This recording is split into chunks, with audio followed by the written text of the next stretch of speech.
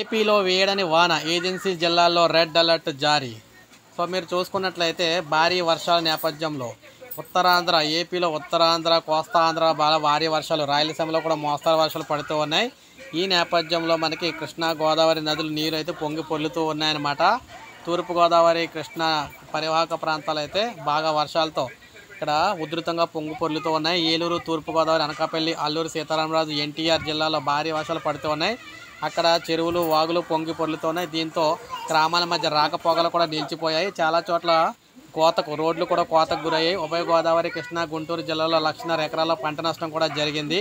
కోనసీమ జిల్లాలో ఉద్యానవన పంటలు దెబ్బతిన్నాయి. వర్షాలు, వరదల వల్ల ప్రాణ ఆస్తి నష్టం కూడా సంభవించింది.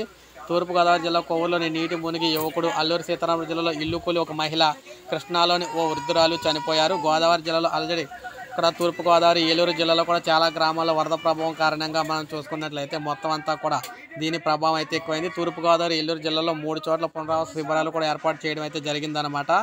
ఇక్కడ ఎర్ర కాలువకు వరద పోటెత్తింది. పశ్చిమ గోదావరి జిల్లా పెనమంట్ర మండలంలో నత్తానామేశ్వరంలో ఆలయంలోకి నీరు అయితే చేరింది. సో ఇలా చూసుకుంటే రాష్ట్ర వ్యాప్తంగా అనేక ప్రాంతాల్లో భారీ వర్షాల నేపథ్యంలో ప్రజలందరికీ హెచ్చరికలు అయితే జారీ చేయడం జరిగింది. సో సోమవారం కూడా ఇదే పరిస్థితి అయితే ఉంటుందని ప్రజలందరూ అలర్ట్గా అయితే ఉండాలని చెప్పడం జరిగిందనమాట. సో ఇది మనకు అప్డేట్. ఒక లైక్ చేయండి, సబ్స్క్రైబ్ చేసుకోవద్దు, మన ఛానల్ సబ్స్క్రైబ్ చేసుకోండి.